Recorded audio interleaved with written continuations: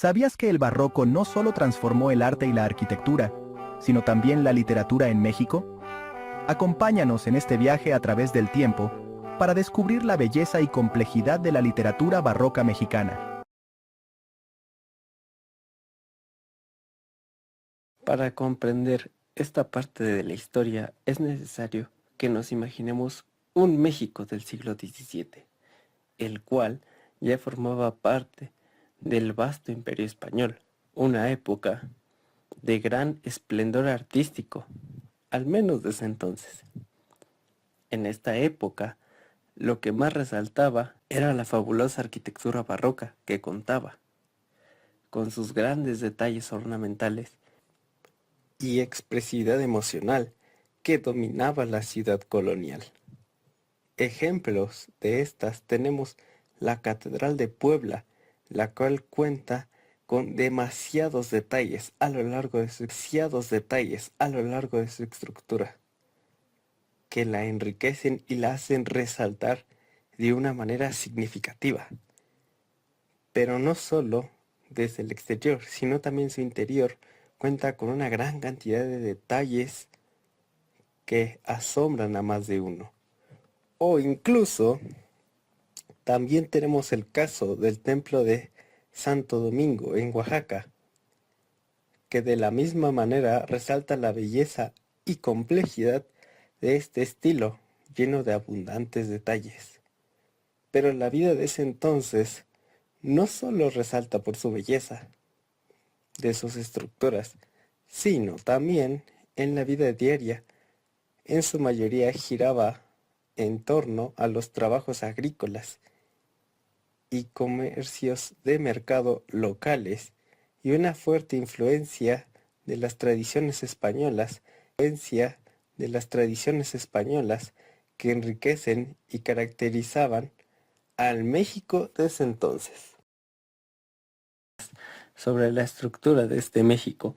La estructura de este México se caracterizaba por estar fuertemente jerarquizada, tanto así que teníamos a los peninsulares que ocupaban los puestos más altos en esta sociedad, seguido de criollos, mestizos, indígenas y por último a los esclavos africanos, los cuales eran la parte más vulnerable de esta sociedad, o bueno, al menos de esa época.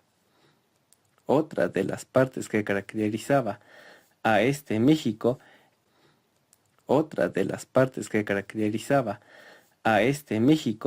era la educación. No todos podían acceder a esta, sino más bien esta se veía como un privilegio, la cual pocos podían gozar. Específicamente se reservaba a la educación religiosa y a la élite, los cuales se podía decir que eran los únicos alfabetizados de esta época. También existían profesiones como los escribanos, que se encargaban de redactar y dar fe pública a documentos legales.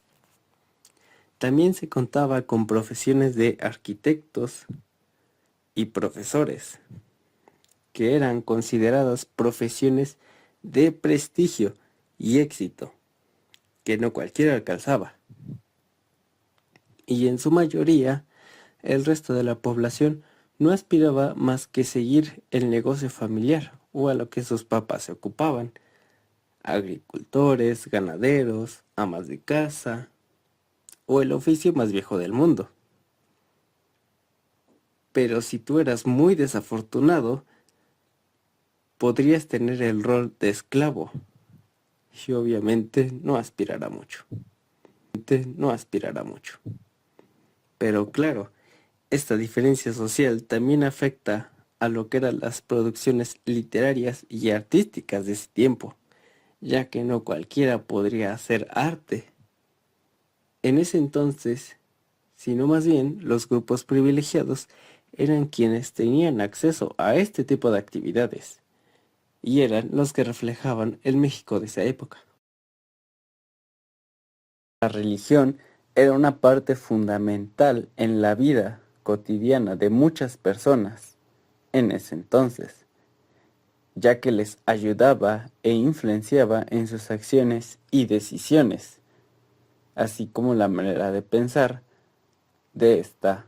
Las personas muchas veces recurrían a la iglesia como una guía espiritual y también como un parámetro moral de lo que podíamos hacer como sociedad, así como serían juzgadas las personas de religión.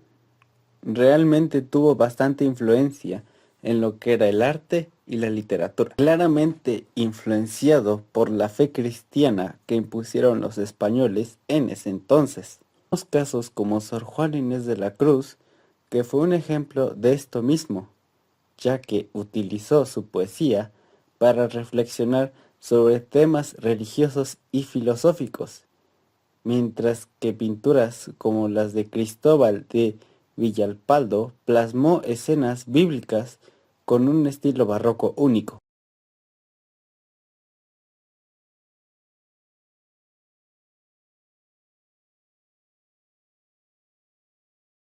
Quise destacar la importancia de las siguientes obras, ya que fueron muy representativas en el México barroco de ese entonces. Como número 1 tenemos la Capilla del Rosario en Puebla, conocida como la Casa de Oro, por su deslumbrante ornamento. Pintura, Cristóbal de Villalpando y Juan Correra produjeron grandes lienzos religiosos que llenaban las iglesias y monasterios. Estas obras son testigos de la genialidad y pasión del barroco. El barroco nos enseñó que las palabras no solo transmiten ideas, sino que también pueden ser una obra de arte en sí mismas. ¿Qué obra barroca es tu favorita? Déjanos tu comentario y comparte este video para que más personas descubran la riqueza de nuestra literatura.